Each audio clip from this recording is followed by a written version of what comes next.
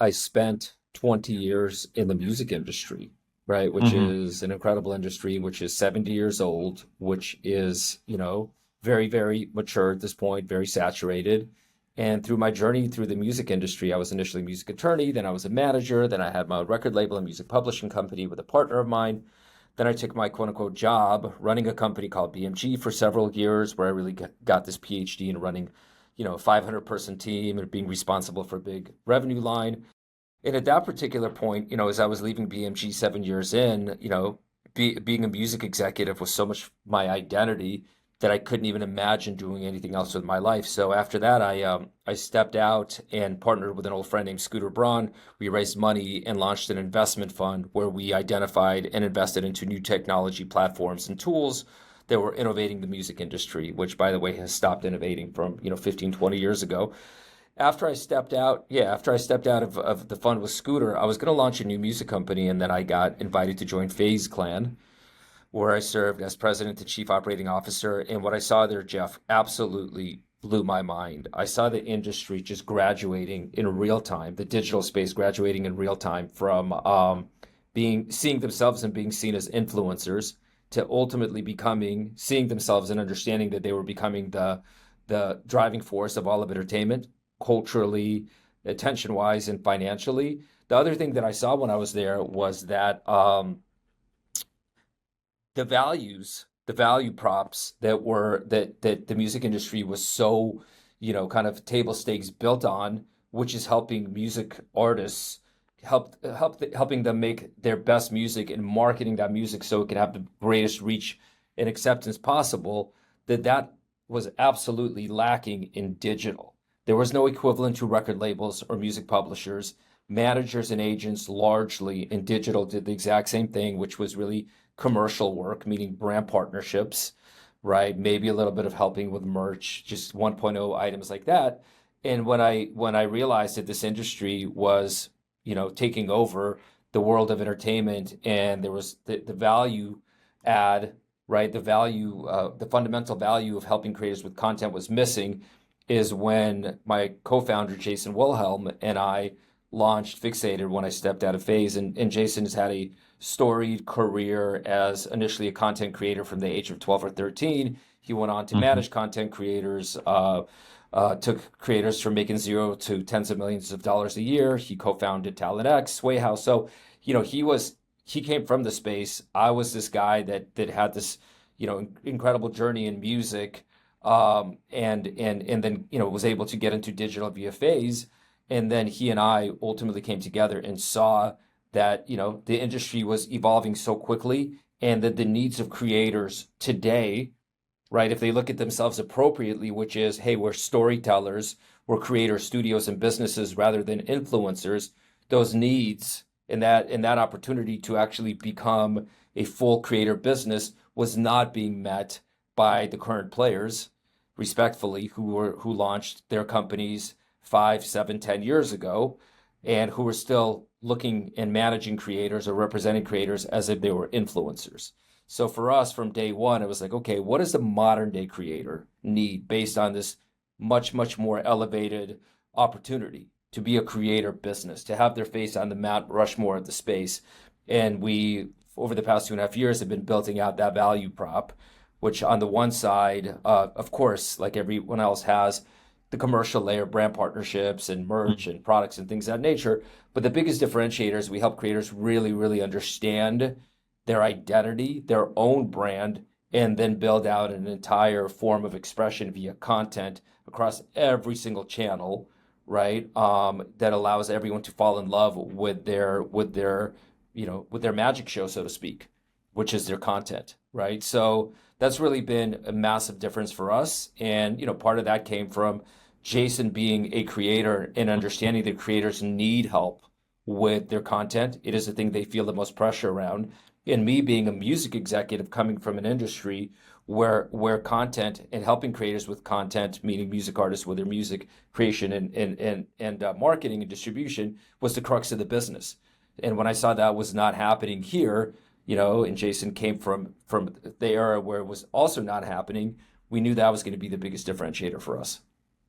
You know, it's funny, like when people have been in an industry for a long time, and it's funny, you can go through that story and you can be like, oh, I totally see how it gets there. But there's a moment in there where I'm sure you are like, well, this pivot's scary. I've never really done this before. Like you can recognize it all, but I'm assuming at some point you were like, makes sense. Unclear. Yeah, yeah, for sure. But so it's like it's one of those things where I just always want to acknowledge that. Like when you go through the story, it's like I feel like people in their own journey they get stuck on. They're like, oh well, yeah, so it just made sense for everybody and it worked. I'm like, no, I think Yeah, of it's a little bit more complicated than that. But I think course. you have to be kind of open to when the input tells you like, and I'm almost probably in your case like irrefutably like, yes, this is what needs to be done. I think this is important. Onto the fixated side, the thing I've always been that I've liked from afar is just watching that level of care and detail into the creators because look, you're invested in their success. They're invested in their success. Everybody is. You have a lot of managers that are like, oh, I'm going to just, well, hands off. I'm going to let you cook. And it's like, well, if you really want the whole thing to succeed, then finding ways to optimize and see around blind spots and see around corners it's crucial. Yeah, I mean, you brought up a couple of things. I'll touch them in the order. Like, first of all, I think that we're dealing with an industry that is absolutely in its formative stage, and I think it's extraordinarily exciting. One of the reasons that, I kept, moving further and further away from the music industry was that I just felt like the industry had hit a ceiling on its value prop, right, for music creators. And I felt like, a lot of people were doing great work for creators, but there was not a fundamental value shift. And creators were actually doing music creators were actually starting to do so much more for themselves than they'd ever done before. And the business side of it, meaning, just the companies were not simultaneously evolving their value. So here we go. Creators were evolving what they were responsible for and what they were bringing to the table, but the industry wasn't. And the culmination of that was what we've seen over the past 10 years, where the music industry is now giving creators better terms.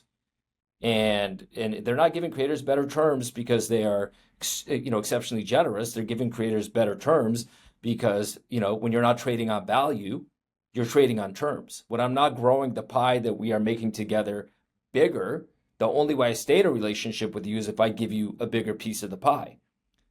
But if the music industry had grown the pie to be bigger, then they would never move off of their financial position. They would be like, "Hey, I've done all of these things for us to be able to have a bigger business." So to me, that's kind of where the state of the music industry, in my opinion, right now.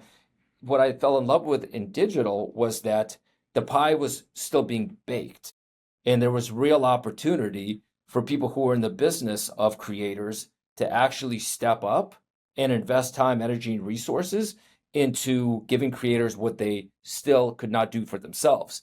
And I think there's a false premise that creators should be left alone just to create their own content, that they don't need help.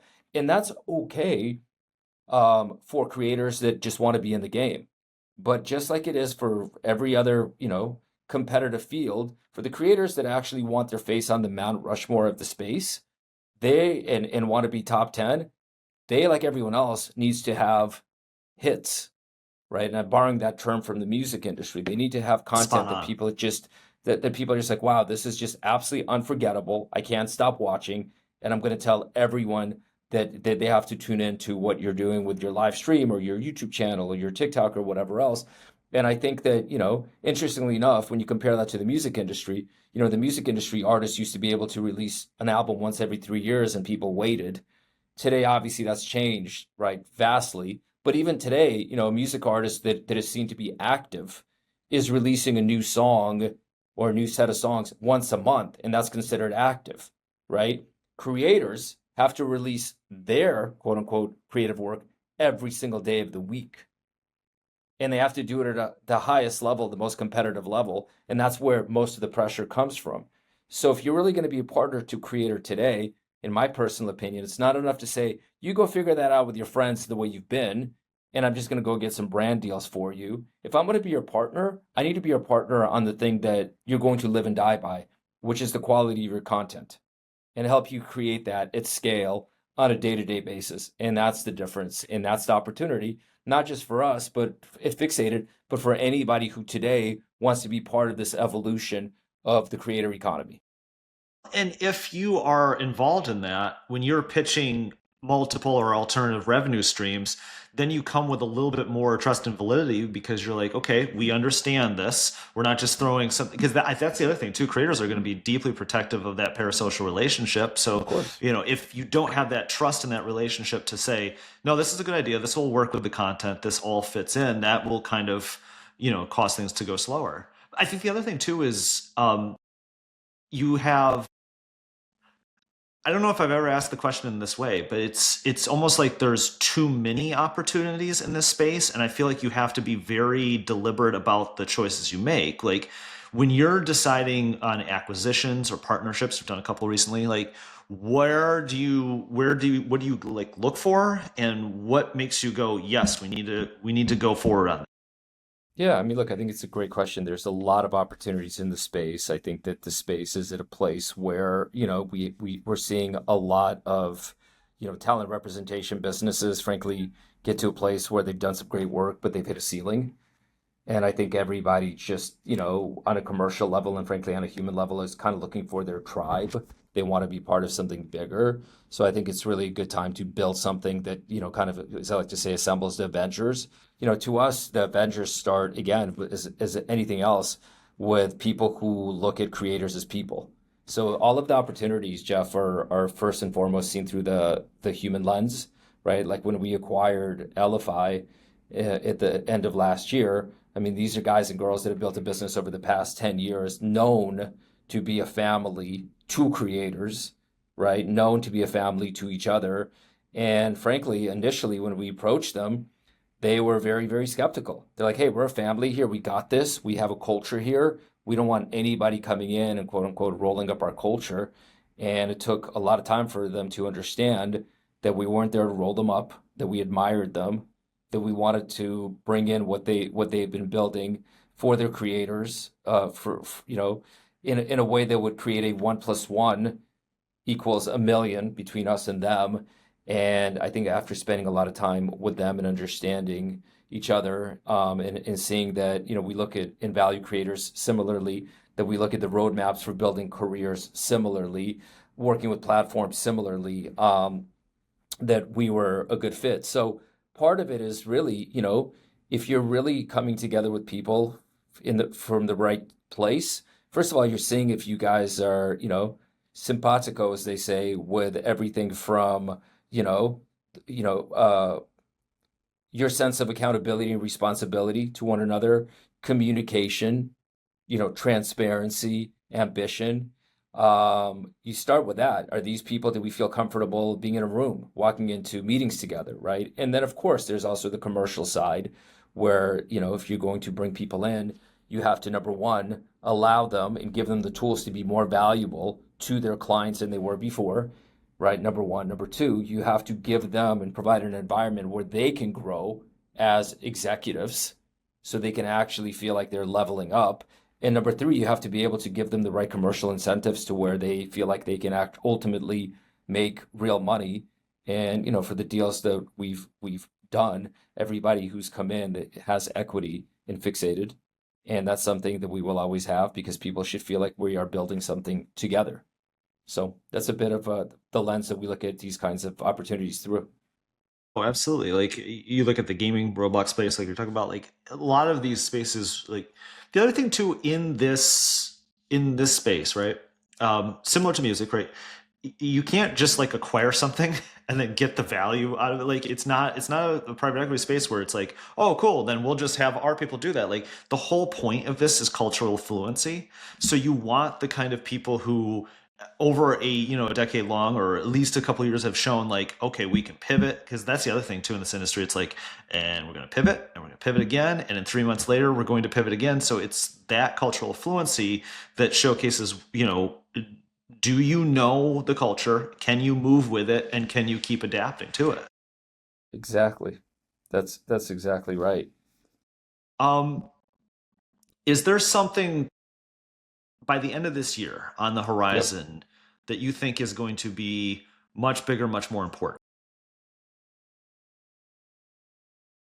Much bigger, much more important by the end of this year. Well, I mean, look, I think one of the most interesting stories that we're seeing, and I think this is something that all as an industry are paying attention to, and hopefully understanding the opportunity in, is the way that traditional media is starting to look at YouTube. Hmm.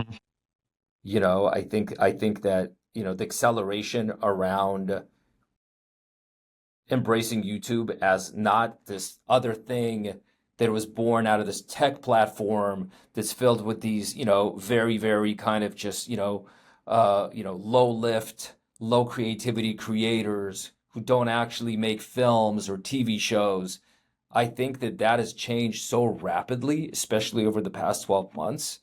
When I talk to friends of mine who are not in our industry about what's going on in traditional, which a lot of them still spend a lot of time in, versus digital, I point to one thing, and I point to it as the checkmate move and the most telling move. When we saw at the end of last year that in 2029 the Oscars are going to be Yeah. on YouTube, what else needs to be said? So I think that what we're going to be seeing is a lot of attention from traditional into digital. We're seeing a lot of that already as the traditional streamers, are now looking to do deals with creators. I think it's only going to continue going in that direction. Mind you, this is a dance that we've seen before. 4 or 5 years ago, we saw some of that going on. And I think that a lot of people in traditional and in digital made the mistake of, hey, we're just going to take what you do right now for that costs you $1,000, except we're going to give you $100,000 budget, and automatically your audience are going to love it. It was never that 1.0. There was Yeah. nuance upon nuance upon new. And then I think that, when that first date, so to speak, didn't really work, and when creators, kind of probably felt a little bit thrown off in dealing with traditional, simply because creators are used to doing things on their own timeline, owning everything, getting a large Yes. share of the economics. Dealing with traditional, you're not going to get that kind of business dynamic or that kind of control. I think initially after that first date, I think that, the two parties kind of walked away from each other a little bit of like, we thought something was here, but I don't know if we're ready. And I think what we're seeing now in 2025, 2026 is kind of like the rebirth of this notion the traditional and digital should be, trying to date again and figuring out how it becomes, a compounding value add and value set, right? Like for us, for example, one of the things that we take so much pride in, and thankfully we saw this early enough because it's now starting to pay off, is, we have a full on what we call the God Squad of YouTube that lives in house. And I don't just mean our creators who are our clients. I'm talking about a 25 plus person full time content team that is absolutely knows YouTube inside and out. We also have an amazing relationship with YouTube. And, at this time, we are absolutely, getting phone calls and starting to collaborate with traditional streamers and production companies and studios who want to be in our space because we have proven to understand YouTube and have put up so many points in YouTube. So to me, I think the big thing that we're going to see happen before the end of the year, we'll probably see, a couple of projects launch where these two worlds come together. And I think this time there's enough nuance and attention to nuance and intelligence being invested into it that I think we're going to start seeing maybe our first couple of real successes.